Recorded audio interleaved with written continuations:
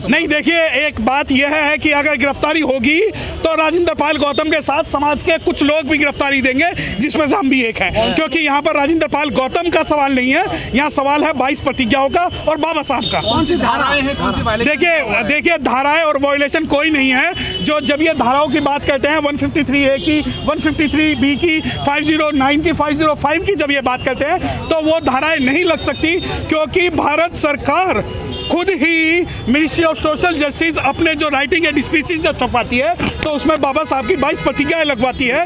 उसके अलावा महाराष्ट्र गवर्नमेंट जो है चैत्य भूमि पर और दीक्षा भूमि पर 22 प्रतिज्ञाएं छपवाती है, और अगर FIR दर्ज होती है तो वो उसके अंदर गिरफ्तारी अगर होती है तो समाज का एक बहुत बड़ा तबका इसमें जो शिकायत करता है वो आदेश गुप्ता BJP प्रदेश अध्यक्ष हैं, और जो शिकायत 2 पेज की दी गई है उनका कोई भी लोकस नहीं बनता है शिकायत देने का। सिर्फ ये एक टेरिफाइंग एक माहौल क्रिएट कराया जा रहा है कि भारत के अनुसूचित जाति के जो लोग हैं वो अपना मुंह बंद कर लें, जो कि नहीं होगा। क्या शिकायतकर्ता को भी बुलाया गया था यहाँ पर? नहीं, शिकायतकर्ता को नहीं बुलाया गया, लेकिन मैं आपको बताना चाहता हूँ कि आज जो राजेंद्र पाल गौतम को जो नोटिस दिया गया था वो 12 बजे नोटिस दिया गया था, जबकि मीडिया में कल से ही सर्कुलेट हो गया था, और आज 12 बजे देने के बाद में 2 बजे की टाइमिंग दी गई। फिर 2 बजे से सीनियर ऑफिसर से इन्होंने डिस्कशन करके बयान नोट किए गए, और हमारा ये ऑब्जेक्शन था कि बिना FIR किए हुए आप उनको नहीं बुला सकते, तो अगर पुलिस करेगी तो कल FIR दर्ज करेगी। अच्छा, आदेश गुप्ता जी ने बिल्कुल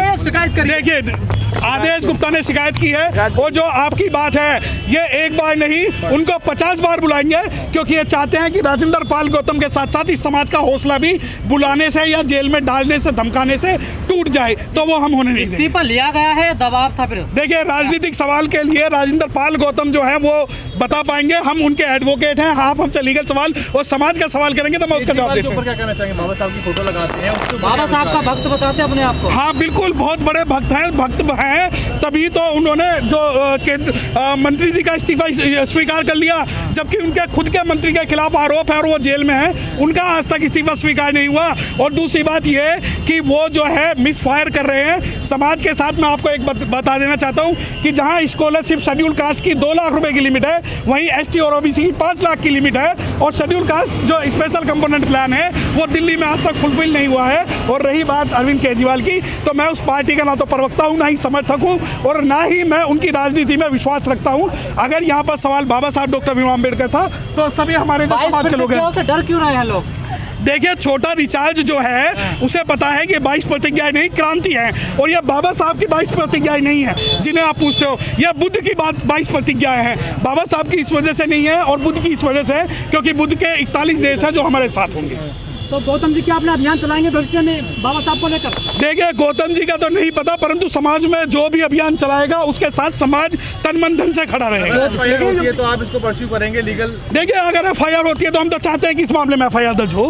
हम तो चाहते हैं ताकि सुप्रीम कोर्ट तक ये डिसाइड कर दे कि इसमें भारत सरकार दोषी है या अरविंद केजरीवाल दोषी है या राजेंद्र पाल गौतम दोषी है। परंतु मैं आपको बताना चाहता हूँ कि अगर ये FIR करते हैं तो इनके खुद के जो मंत्री हैं, खुद के जो लोग हैं, सबसे पहले उनके खिलाफ FIR होके उनके खिलाफ कार्रवाई होगी। दलित सांसद है, बहुत सारे विधायक भी देश में, लेकिन कोई नजर नहीं आया सर यहाँ पर उनके पक्ष में खड़ा। देखिए यहाँ पर समाज के लोग तो नजर आ सकते हैं, राजनीति के नहीं आएंगे। और ये बात देखिए इससे बड़ी नहीं, समाज के भी नजर नहीं आ रहे, BSP वाले नजर आ रहे हैं। हाँ नहीं, BSP वाले हैं, हम सभी BSP के हैं, लेकिन BSP वाले तो हर समाज के मुद्दे को उठाने का काम करते हैं और उठाएंगे। पार्टी में जो SC/ST विंग है, SC/ST वाले वो नजर नहीं आ रहे। देखिए ना तो यहाँ SC/ST विंग है, ना ही लीगल सेल है, परंतु BSP के जो छोटे छोटे कार्यकर्ता है वो यहाँ पर है, और वो इसलिए है कि हम राजनीति को साइड में रखकर अपने समाज की, बाबा साहब की, संविधान की और बुद्ध की बात करते हैं, तो इस वजह से हम यहाँ पर हैं। डॉक्टर साहब जब जय भीम के नारे लगते हैं और अपर कास्ट के जय भीम के नारे लगते हैं तो समाज उन्हीं के साथ दौड़ने लगता है, जैसे केजरीवाल ने किया। देखिए ऐसा है, मोदी जी पंच तीर्थ बना के सबसे ज़्यादा रिजर्वेशन, सबसे ज़्यादा नुकसान जो है शेड्यूल कास्ट का करते हैं। उसी प्रकार केजरीवाल साहब बाबा साहब का नाम लेके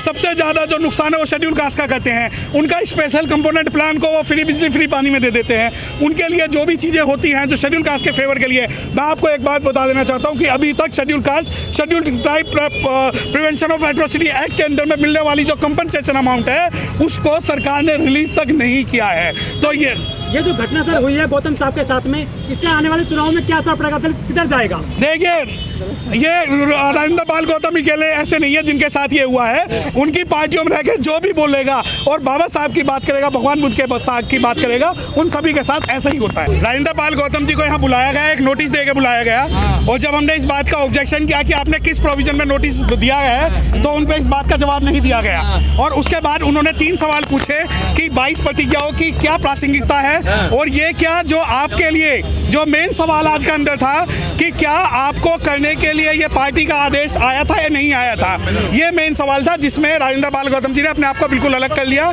और उन्होंने कहा कि ये मेरा व्यक्तिगत प्रोग्राम था और इसका पार्टी से कोई लेना देना नहीं है जो ये अंदर जो हुआ है। और प्रासंगिक इस वजह से हुआ है कि खेलनांजी कांड होता है, दुलीना कांड होता है, झज्जर कांड होता है, मलियाना कांड होता है, लक्ष्मीपुर खीरी कांड होता है, इंदर मेघवाल कांड होता है और जितेंद्र मेघवाल कांड होते हैं। उन सभी कांडों के कारण ये इतना प्रासंगिक था जितना बाबा साहब डॉक्टर भीमराव अम्बेडकर साहब के समय में था, और जितना आज है उतना ही आज है। राजेंद्र पाल गौतम जी ने अभी कहा अगर अत्याचार नहीं रुकते हैं तो ये तो 10,000 से 1 करोड़ लोग भी धर्म परिवर्तन करेंगे। देखिए, धर्म परिवर्तन का जो सवाल है यह राजेंद्र गौतम का व्यक्तिगत सवाल नहीं हो सकता, यह समाज की एक मंशा है। और आज जो हम लोग हैं, हम किसी भी मैं आपको बताना चाहता हूं कि मैं राजनीतिक पार्टी आम आदमी पार्टी से जुड़ा हुआ नहीं हूं। मैं आपको ये बताना चाहता हूं कि अगर हम यहाँ खड़े हैं तो 22 प्रतिज्ञाओं के लिए यहाँ खड़े हैं, और मैं आपको ये बताना चाहता हूं कि संविधान को बचाने के लिए और बाबा साहब डॉक्टर भीमराव अम्बेडकर राजेंद्र पाल गौतम बीएसपी में जा रहे हैं क्योंकि आप तो बीएसपी का नेता हैं। देखिए, मैं बीएसपी का कार्य करता हूं, लेकिन मैं उनसे कोई भी राजनीतिक नेगोशिएशन नहीं कर रहा हूं। मैं यहां पर इसलिए हूं कि समाज का कोई भी व्यक्ति जब धर्म का काम करेगा, बाबा साहब का काम करेगा और संविधान का काम करेगा, तो हम उसके साथ खड़े रहेंगे उसे बचाने के लिए। मंत्री साहब ने इशारों में कहा कि समाज अगर चाहेगा तो इस्तीफा। देखिए, मंत्री साहब का जो दर्द है वो राजनीतिक बोल सकते हैं, लेकिन सामाजिक ये है कि आज उनके साथ समाज खड़ा है, राजनीति नहीं खड़ी। और इसी वजह से जब सवाल ये पूछे जाते हैं कि आपके कितने लोग हैं, तो राजनीतिक कोई भी व्यक्ति आज यहाँ पर नहीं है। सामाजिक जो लोग हैं वो सामाजिक लोग यहाँ खड़े हैं, उनके साथ नहीं है बिल्कुल भी ना। तो उनका कोई मैं आपको एक बात बता देना चाहता हूँ, 13-14 इनके विधायक हैं, जिनमें से शायद 1 या 2 ने कोई ट्वीट कर दिया होगा, अदरवाइज सब उनके विरोध में हैं। परंतु हम अपने व्यक्तिगत लेवल पर आपको ये बताना चाह रहे हैं कि समाज को जब जरूरत है तो हम राजनीति को साइड में रख के आज यहाँ पर आए हैं, क्योंकि हमें अंदेशा था कि पुलिस कुछ भी इलीगल कर सकती है। और जब आज पुलिस ने जो 3 सवाल किए और पूछताछ की, उसका हमने डिटेल में जो जवाब है वो आपको बता दिया।